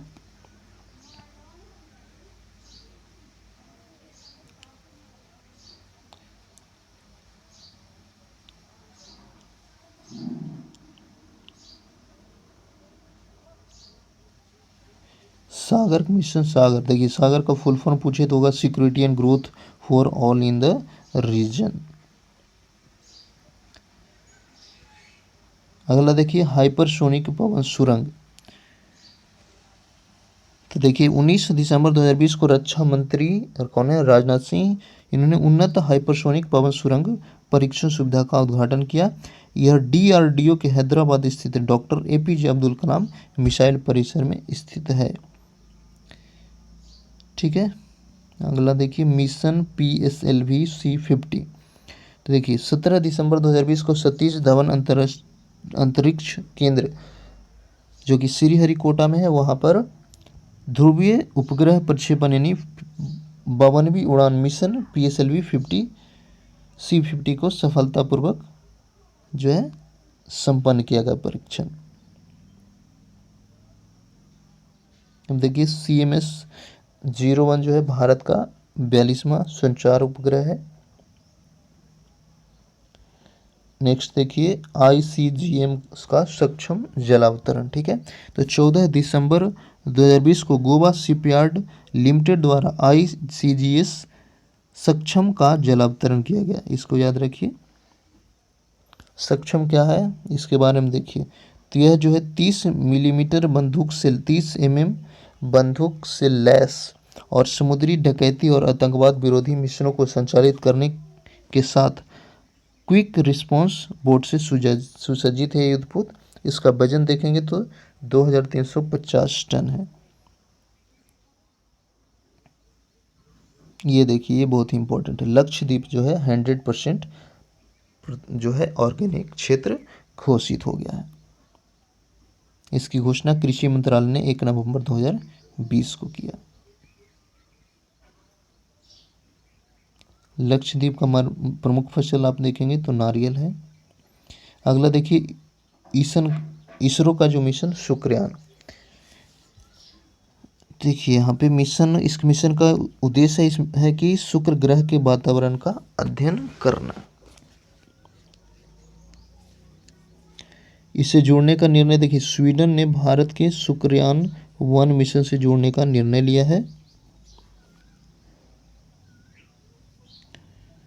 देखिए Swedish institute of space physics Shukrayaan 1 के साथ VNA नामक एक उपकरण भेजेगा। यह उपकरण तथ्य का अध्ययन करेगा कि सूर्य से निकलने वाले अवशोषित कण वेनस के यानी शुक्र के वरिमंडल एवं वायुमंडल से को किस प्रकार प्रभावित करता है। VNA IRF का जो है 9वीं पीढ़ी का उपकरण है। शुक्र ग्रह आपको पता है सौरमंडल का सबसे गर्म उपग्रह है ये इम्पोर्टेंट है। कुछ चर्चित व्यक्ति के बारे में पढ़ लीजिए, ठीक है। कुछ चर्चित व्यक्ति, देखिए राजीव कपूर, तो ये प्रसिद्ध फिल्म निदेशक निर्माता थे जिनका निधन हो गया। SN सुब्रमण्यम, तो इनको जो है LNT लिमिटेड के CEO बनाया गया।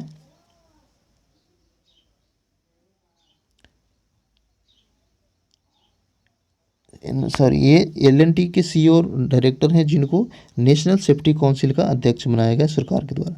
डोनाल्ड ट्रंप पता है आपको, प्रोफेसर शशि कुमार चित्रे, ठीक है, इनका निधन हो गया।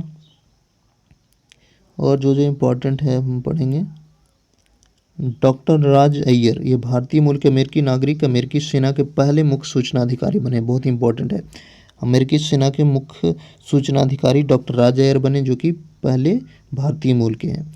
विजय शंकर देखिए, तो ये आपका डोनाल्ड ट्रंप द्वारा District of Columbia Court of Appeals के एसोसिएट जज नॉमिनेट किए गए थे। बूटा सिंह का निधन हो गया। प्रोफेसर परमेश्वरन अजीत, इनको जो है young scientist for frontier science के लिए अवार्ड दिया गया। सुनीत शर्मा, बहुत ही इंपॉर्टेंट, सुनीत शर्मा को फ्रेंड्स रेलवे का नया अध्यक्ष और मुख्य CEO के रूप में बनाया गया 1 जनवरी 2021 से। सोमा मंडल, ये भी इम्पोर्टेंट है, ये सेल की अध्यक्ष बनी है और ये इसलिए इम्पोर्टेंट है क्योंकि सेल की पहली महिला अध्यक्ष ये बनी है, सोमा मंडल। अगला देखिए आर्या राजेंद्रन, ये 21 वर्षीय छात्रा जो है सबसे युवा मेयर बनी तिरुवनंतपुरम की। नेहा सिंह देखेंगे तो यह बलिया जिले की नेहा है जो कि श्रीमद् भगवत गीता पर आधारित मोक्ष का वृक्ष नामक पेंटिंग तैयार किया और Guinness book of world record में इन्होंने नाम दर्ज करवाया। उन्होंने विश्व की सबसे बड़ी 62.72 मीटर की यह पेंटिंग जो कि लार्जेस्ट स्पाइस पेंटिंग तैयार की है। हर्षवर्धन आपको पता है कौन है, मोतीलाल वोरा का निधन हो गया, ठीक है। सुनील कोठारी, ये तो इतना इम्पोर्टेंट नहीं है। गीतांजलि राव, ये हमने पढ़ा था पीछे, किड ऑफ द ईयर इनको चुना गया। विनीत अग्रवाल, इतना इम्पोर्टेंट नहीं है, यहाँ पे देख लीजिए। प्रवीण सिन्हा, इनको CBI का अंतरिम डायरेक्टर 3 फरवरी 2021 से बनाया गया। और इम्पोर्टेंट कौन सा है, CISF के देखेंगे महानिदेशक, तो चुने गए हैं आपका है जो सुबोध कुमार जायसवाल, ठीक है। चर्चित स्थल देखिए तो चमोली जो कि उत्तराखंड में है, यहाँ ग्लेशियर टूटने से धौली गंगा नदी में अचानक बाढ़ आई थी इसलिए चर्चा में आया। ये देखिए लाल बहादुर शास्त्री अंतर्राष्ट्रीय हवाई अड्डा, तो बनारस स्थित हवाई अड्डे से हरी मटर और रामनगर वंटा सब्जियों की एक खेप इस एयर इंडिया एक्सप्रेस विमान से शारजा के लिए रवाना किया गया, यानी यहाँ से जो है शारजा सब्जी भेजा गया फ्लाइट से, इसलिए चर्चा में आई। ये देखिए महत्वपूर्ण है यहाँ पे सिरुवानी पहाड़ियाँ, ठीक है। तो तमिलनाडु के कोयम्बटूर जिले में स्थित सिरुवानी पहाड़ियाँ तितली सुपर हॉट स्पॉट घोषित किया गया, तितली सुपर हॉट स्पॉट।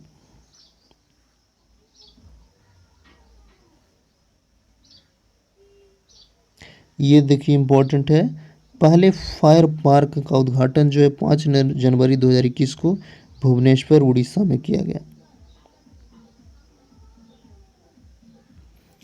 एक देखिए नेक्स्ट गुजरात, तो ये इसलिए चर्चा में है कि यहाँ पर पहली लिथियम रिफाइनरी इस राज्य में स्थापित की जाएगी?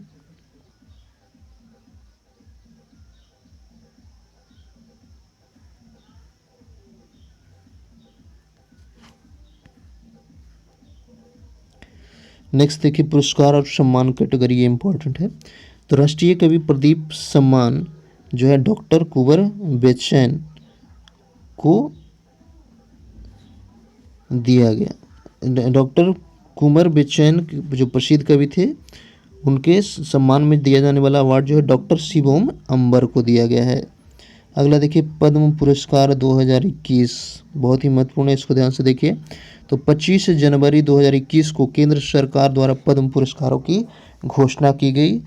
इस वर्ष जो है टोटल 119 पद्म पुरस्कारों को मंजूरी दिया गया, जिसमें 7 पद्म भूषण, 7 पद्म विभूषण है और 10 पद्म भूषण और 102 पद्मश्री। महिला देखेंगे तो 29 महिला है इसमें, जिसमें 10 विदेशी हो गए और 16 को मरणोपरांत दिया गया और एक ट्रांसजेंडर व्यक्ति को भी पुरस्कार मिला है। पद्म विभूषण में देखेंगे तो शिंजो आबे, लोक मामले जापान, एसपी बालासुब्रमण्यम, कला के क्षेत्र में डॉक्टर बेले मोनापड़े, मेडिसिन नरेंद्र सिंह, विज्ञान मौलाना वहीदुल खान, दिल्ली की हैं जो, और बी लाल, फिर सुदर्शन साहू, इनको दिया गया है आपका सुदर्शन साहू जो कि आपका उड़ीसा के हैं, कला के क्षेत्र में इसको पद्म विभूषण दिया गया। ठीक है, अगला देखिए 51वां अंतर्राष्ट्रीय फिल्म महोत्सव। तो गोवा की राजधानी पणजी में यह किया गया 16 से 24 जनवरी 2021 के बीच। ठीक है, इसमें देखेंगे फोकस देश तो बांग्लादेश था। महोत्सव की शुरुआत थॉमस विंटवर्ग द्वारा निर्देशित फिल्म अनदर राउंड जो कि डेनमार्क का है, तथा समापन वाइप ऑफ ए स्पाई के द्वारा हुआ। महोत्सव में द्वितीय विश्व युद्ध पर आधारित Danish film into the darkness को गोल्डन पीकॉक पुरस्कार दिया गया। ठीक है, सर्वश्रेष्ठ अभिनेता सिल्वर पीकॉक पुरस्कार तजू चुआन को दिया गया। सर्वश्रेष्ठ अभिनेत्री देखेंगे तो पोलैंड की जोफिया स्टॉफिज को मिला। ठीक है,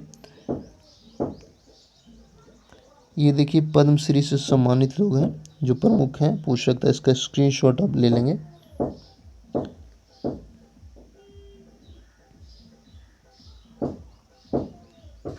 नेक्स्ट देखिए प्रधानमंत्री राष्ट्रीय बाल पुरस्कार 2021। ठीक है, इसमें इस वर्ष जो है 32 बच्चों को सम्मानित किया गया। ये 32 बच्चे कौन से हैं, यहाँ से आप देखिए, इसका स्क्रीनशॉट आप ले लीजिए। ठीक है, बाल पुरस्कार जिनको जिनको दिया गया है यहाँ पे 13 ये हैं और ये 32, इसका आप स्क्रीनशॉट ले लेंगे और एक बार देख लीजिएगा। अगला देखिए प्रवासी भारतीय सम्मान पुरस्कार 2021। तो ये जो है आपको दिया गया है, देखिए पहला गैर सरकारी संगठन आर्मेनिया के है, उसको दिया गया है, डॉक्टर रजनीश चंद्रा को मिला है, डॉक्टर बाबू राजन पावा, श्रीमती जमाल अहमद, जानकी रमन, रवि कुमार महामहिम, ये सभी को दिया गया है। नेक्स्ट देखिए इंपॉर्टेंट वो है डिजिटल इंडिया पुरस्कार। तो ये 7 श्रेणी में दिया गया है। महामारी में नवाचार प्लेटिनम आइकॉन, ई संजीवनी, राष्ट्रीय टेलीमेडिसिन सेवा, दूसरा देखिए डिजिटल शासन में उत्कृष्टता, ये सभी के सभी आपको डिजिटल इंडिया पुरस्कार मिला है। इतना इम्पोर्टेंट नहीं है लेकिन आप स्क्रीनशॉट ले सकते हैं। एक बार फिर से बोल रहे हैं, पीडीएफ इसका उपलब्ध है फ्री ऑफ कॉस्ट। तो हमारा टेलीग्राम चैनल का लिंक दिया हुआ है शिक्षा सेंटर का डिस्क्रिप्शन में, वहाँ से जा कर के आप ज्वाइन कीजिएगा ज़रूर। अगला देखिए सामाजिक न्याय के लिए मदर टेरेसा मेमोरियल अवार्ड। ठीक है, तो ये दिया गया 27 दिसंबर 2020 को। National institute of allergy and evidence disease के निदेशक डॉक्टर एंथनी फॉसी को दिया गया, फादर फेबियो को दिया गया, डॉक्टर प्रदीप को दिया गया, क्रिश्चियन प्रकाशी को दिया गया, यानी काफ़ी लोगों को यह अवार्ड दिया गया। राष्ट्रीय तानसेन मानिए महत्वपूर्ण है, तो यह मध्य प्रदेश शासन द्वारा प्रसिद्ध संतूर वादक सतीश व्यास को दिया गया। ठीक है, राष्ट्रीय तानसेन पुरस्कार। इंजीनियर पुरस्कार विनोद कुमार यादव को दिया गया। डीआरडीओ के साइंटिस्ट ऑफ द ईयर ये अवार्ड इंपॉर्टेंट है। Scientist of the year award तो यह डॉक्टर हेमंत पांडे को दिया गया, ठीक है। उनको यह सम्मान जो है सफ़ेद दाग के प्रभावी दवा ल्यूको स्किन के लिए दिया गया।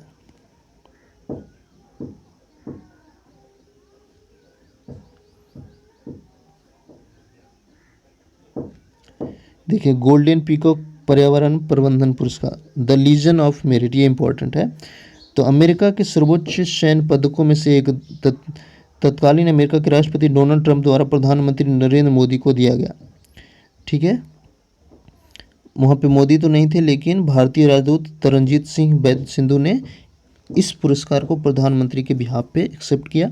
गोल्डन पीकॉक पर्यावरण प्रबंधन पुरस्कार ये सेल को मिला है, ठीक है। चलिए ऑलमोस्ट नेक्स्ट हम देखेंगे योजना परियोजना, ठीक है। देखिए देश की पहली भू तापीय क्षेत्र विकसित विकास परियोजना, इसकी स्थापना के लिए कार्यान्वयन के लिए ओएनजीसी लद्दाख में किया जाएगा। अहमदाबाद मेट्रो रेल परियोजना का दूसरा चरण शुरू हुआ, इतना इम्पोर्टेंट नहीं है। अगला देखिए फसल बीमा योजना, तो यह 5 वर्ष पूरे हुए इसके 13 जनवरी 2021 को, ठीक है। 13 जनवरी 2016 को इसकी शुरुआत की गई थी।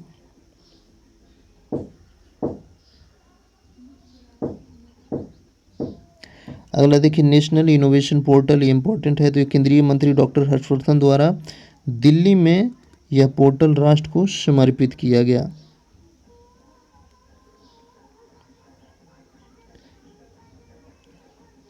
नेक्स्ट देखिए महत्वपूर्ण थॉबल बहुउद्देशीय परियोजना।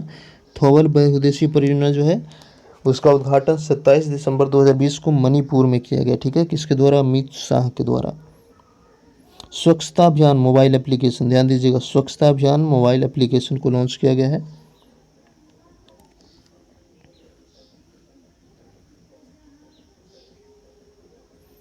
प्रमुख ऑपरेशन या अभियान देख लीजिए, ये भी पूछता है। युद्ध अभ्यास 20, ठीक है, भारत और अमेरिका के बीच यह 16वां संस्करण हुआ। वर्ष 2021 के लिए देशव्यापी पल्स पोलियो अभियान, तो इसकी शुरुआत जो है 30 जनवरी 2021 को रामनाथ कोविंद ने किया। पोलियो कार्यक्रम की शुरुआत 1995 में की गई थी, याद रखिएगा। और 27 मार्च 2014 को भारत को पोलियो से मुक्त घोषित किया गया था। देश का पहला सड़क सुरक्षा सप्ताह, तो यह 17 फरवरी 2021 तक 18 को शुरू किया गया। पीएम वाणी, देखिए केंद्रीय मंत्रिमंडल द्वारा देश भर में पब्लिक डेटा अफेयर्स इंटीग्रेटर्स के माध्यम से सार्वजनिक रूप से वाईफाई सेवा प्रदान करने का नेटवर्क तैयार किया गया। जन जागरूकता अभियान सक्षम 2021 को भी शुरू किया गया। सी विजिल 21 देखिए, तो इसका देश का सबसे बड़ा समुद्री रक्षा अभ्यास 12 से 13 जनवरी 2021 के बीच हुआ।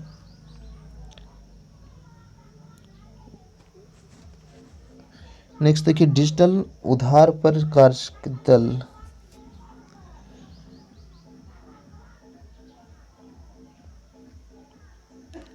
और देखिए यहाँ पे महत्वपूर्ण क्या है ये देखिए, नेताजी सुभाष चंद्र बोस की 125वीं जयंती मनाई गई है इस वर्ष 8 जनवरी 2021 को।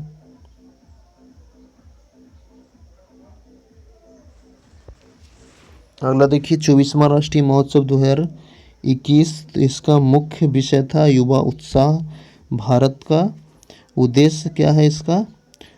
देश के युवा और अपनी प्रतिभा का परिचय देने के लिए एक साथ मंच फैलाना। 8वां नॉर्थ ईस्ट महोत्सव ये आपका गुवाहाटी में किया गया। 5वां वैश्विक प्रौद्योगिकी शिखर सम्मेलन देखिए, तो the Jio politics of technology विषय के साथ, ठीक है, ये संपन्न हुआ। और इम्पोर्टेंट क्या देखिए यहाँ पे,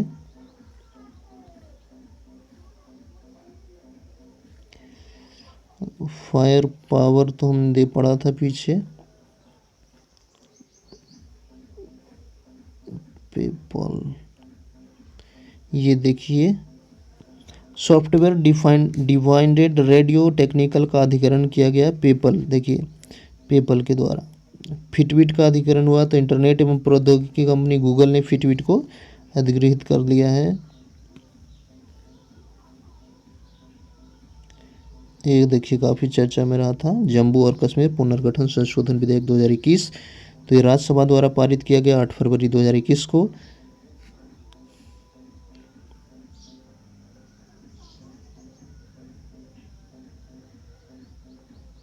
ये देखिए बजाज ऑटो जो है दुनिया की सबसे मूल्यवान दोपहिया कंपनी बनी 1 जनवरी 2021 को।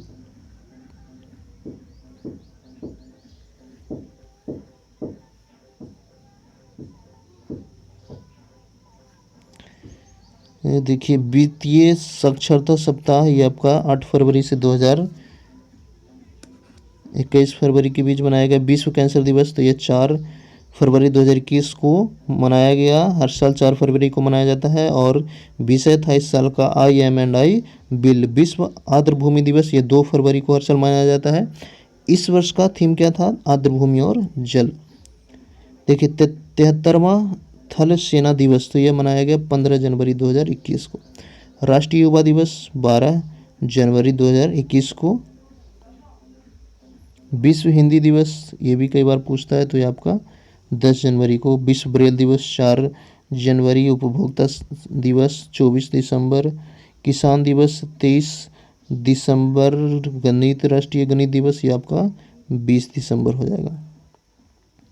अंतर्राष्ट्रीय प्रवासी दिवस देखेंगे तो ये 18 दिसंबर। राष्ट्रीय सुशासन दिवस 25 दिसंबर को प्रधानमंत्री अटल बिहारी वाजपेयी के जन्म दिवस पे मनाया जाता है।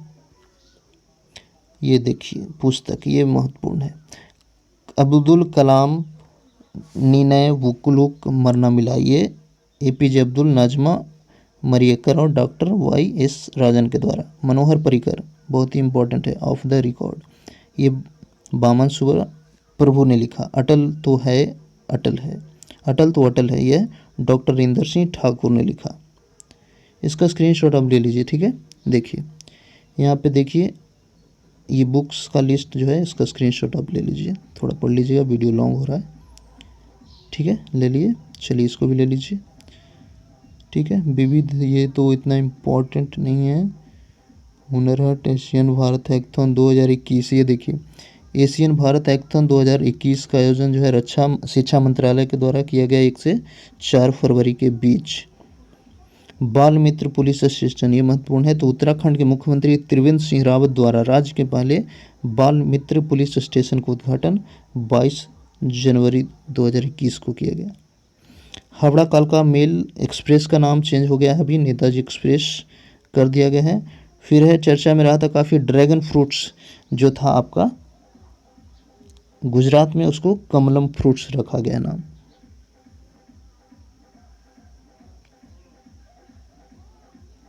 ये देखिए महत्वपूर्ण है, बाइक एम्बुलेंस, ठीक है। तो DRDO जो है वह बनाया है बाइक एम्बुलेंस। देश में पहली एयर टैक्सी सेवा चंडीगढ़ में शुरू की गई। पहली स्वदेशी ड्राइवर लेस मेट्रो, ये आपका दिल्ली में चला है। सॉरी, ये बेंगलुरु द्वारा किया जा रहा है, ड्राइवर लेस स्वदेशी मेट्रो।